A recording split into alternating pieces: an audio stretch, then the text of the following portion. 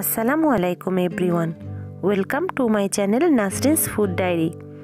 আজকে আমি আপনাদের জন্য নিয়ে এলাম চাইনিজ রেস্টুরেন্টের স্টাইলে পারফেক্ট ভেজিটেবল ফ্রাইড রাইসের রেসিপি। ভেজিটেবল ফ্রাইড রাইস আমরা কম বেশি সকলেই বাসায় করতে পারি, তবে আজকে আমি আপনাদের দেখাবো কিভাবে রাইসটা ঝরঝরে রেখে পারফেক্টভাবে রেস্টুরেন্ট স্টাইলে তৈরি করতে হয়।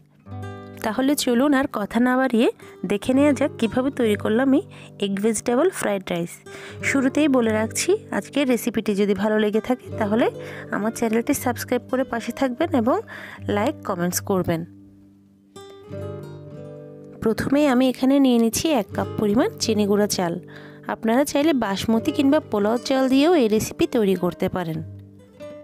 এরপর চালগুলোকে খুব ভালোভাবে হাত দিয়ে কষলে কষলে ধুয়ে নিতে হবে, চালের স্টার্চ অর্থাৎ ঘোলা পানিগুলো চলে যাওয়া পর্যন্ত ভালোভাবে পরিষ্কার করে ধুয়ে নিতে হবে। এখন আমি চুলায় একটি প্যান বসিয়ে দিয়েছি, এতে দিয়ে দিয়েছি পর্যাপ্ত পরিমাণ পানি। এই পানির মধ্যে আমি এখন দিয়ে দিচ্ছি 1 টেবিল চামচ পরিমাণ রান্নার তেল। এই তেল দেওয়ার ফলে রাইসগুলো কিন্তু অনেকটা ঝরঝরে থাকবে, একটার সাথে একটা লেগে যাবে না। এখন এই পানির মধ্যে আমি দিয়ে দিচ্ছি ধুয়ে রাখা চালগুলো একটি স্প্যাচুলা দিয়ে নেড়ে দিচ্ছি, তা না হলে চালগুলো দলা পেকে যেতে পারে। এখন আমি হাই হিটে 7-8 মিনিটের মতো রান্না করব।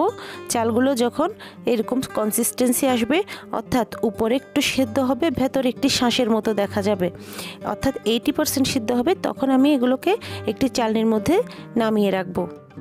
এখন আমি চালনির মধ্যে পানি ঝরিয়ে রাইসগুলোকে এইরকম একটি ফ্ল্যাট পাত্রে ছড়িয়ে দিব। এইভাবে ছড়িয়ে দিয়ে রাইসগুলোকে 7-8 ঘন্টা নর্মাল ফ্রিজে রেখে দিতে হবে, অথবা রাতে কুক করে ওভারনাইট আপনারা রেখে সকালেও রান্না করতে পারেন, এতে করে আরও ঝরঝরে হবে। এখন এখানে আমি ভেজিটেবল ফ্রাইড রাইসের জন্য ভেজিটেবলগুলো রেডি করে নিয়েছি। আমি এখানে 4 রকমের ভেজিটেবল নিয়ে নিয়েছি, আপনারা আপনাদের পছন্দ অনুযায়ী ভেজিটেবল নিতে পারেন। বিভিন্ন ধরনের সিজনাল ভেজিটেবলও চাইলে ব্যবহার করা যাবে। আমি এখানে প্রথমেই নিয়েছি 1/2 কাপের মতো গাজর, এগুলোকে আমি লম্বা করে জুলিয়ান কাট করে নিয়েছি। 1/2 কাপ পরিমাণ বরবটি, এরপর নিয়েছি 1/2 কাপ পরিমাণ ফুলকপিগুলোকে আমি হালকা ভাপে সিদ্ধ করে নিয়েছি।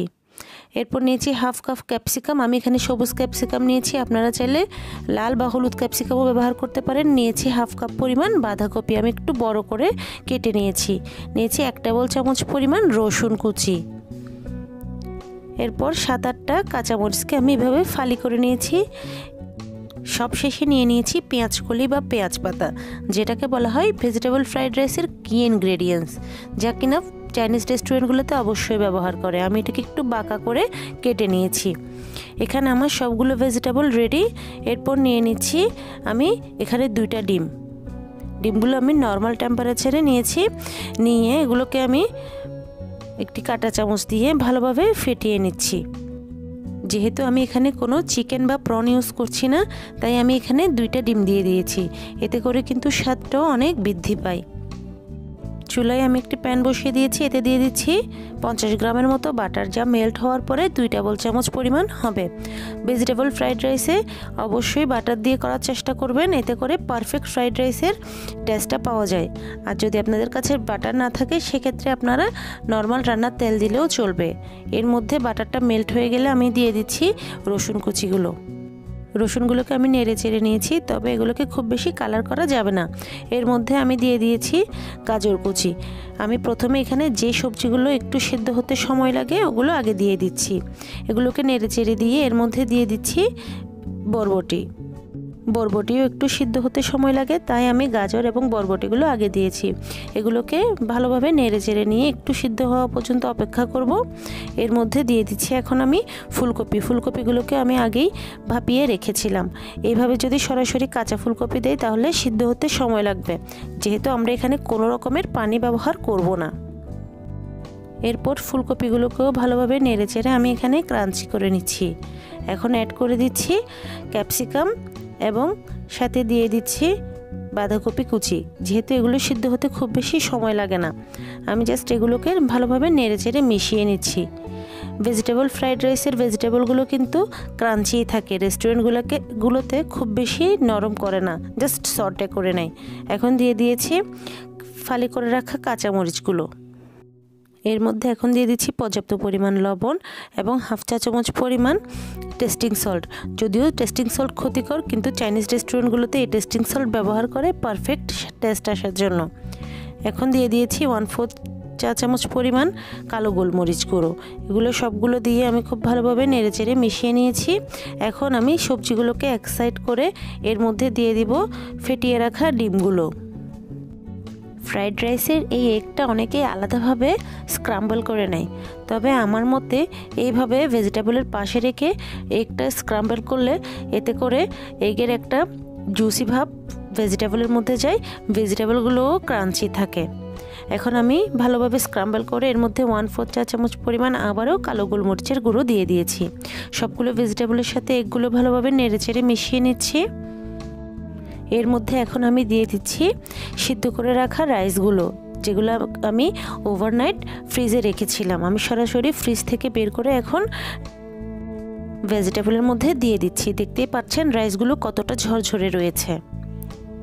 সবগুলো রাইস আমি দিয়ে ভালোভাবে স্প্যাচুলা দিয়ে নেড়েচেড়ে মিশিয়ে নিচ্ছি। খুব ভালোভাবে নেড়েচেড়ে মিশিয়ে নিতে হবে। এর মধ্যে এখন দিয়ে দিচ্ছি 1.5 টেবিল চামচ পরিমাণ লাইট সয়া সস।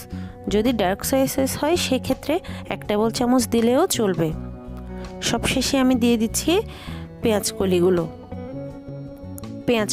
দেওয়ার পর আমি আর বেশিক্ষণ চুলায় রাইসগুলো রাখবো না, কারণ বেশিক্ষণ রাখলে ভেজিটেবলের ক্রাঞ্চি ভাবটা চলে যাবে।